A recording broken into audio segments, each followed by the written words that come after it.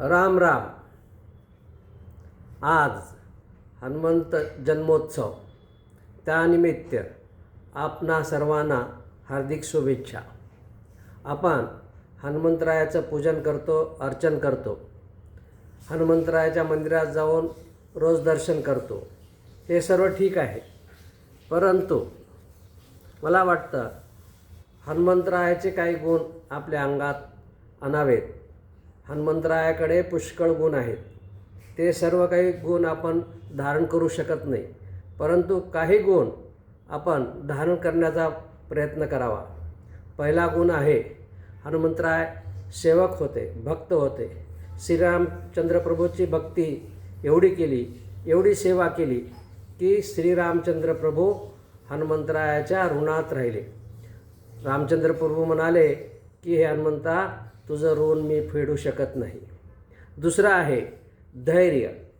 धैर्य असायला पाहिजे। सीतामातेचा शोध घेत असताना हनुमंतरायाला पुष्कळ अडचणीला तोंड द्यावं लागलं, परंतु धैर्याने ते पुढे गेले, अडचणीवरती मात केले, हार मानले नाहीत। नुसती शक्ती असून उपयोग नाही, धैर्य पण असायला पाहिजे। तिसरी गोष्ट मला वाटतं पराक्रम। आपल्याकडे शक्ती आहे, धैर्य आहे, परंतु पराक्रम नाही। पराक्रम नाही केला तर त्या शक्तीचा, त्या धैर्याचा काही उपयोग नाही। हनुमंतरायांनी फार पराक्रम केला। एकट्याने पुष्कळ राक्षस मारले। रावणपुत्र अक्षय कुमार त्याचा वध केला, एकट्याने लंका जाळली। एवढा मोठा पराक्रम हनुमंतरायांनी केलेला आहे। आणि मला वाटतं की जे चौथा जो गुण आहे, हनुमंतरायाला अहंकार नाही, अभिमान नाही, गर्व नाही।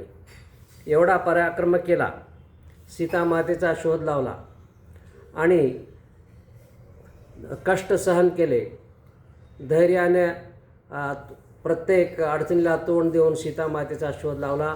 आणि जेव्हा ते परत आले तेव्हा श्रीरामचंद्र प्रभूंनी हनुमंतरायाची स्तुती केली।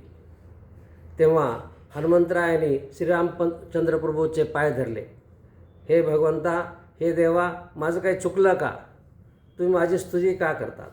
याचा अर्थ असा आहे की हनुमंतरायाला गर्व नाही, अहंकार नाही। अशा प्रकारे प्रत्येकाने काही ना काही गुण हनुमंतरायाचे आपल्यात धारण करावेत, असं मला वाटतं। जय सियाराम।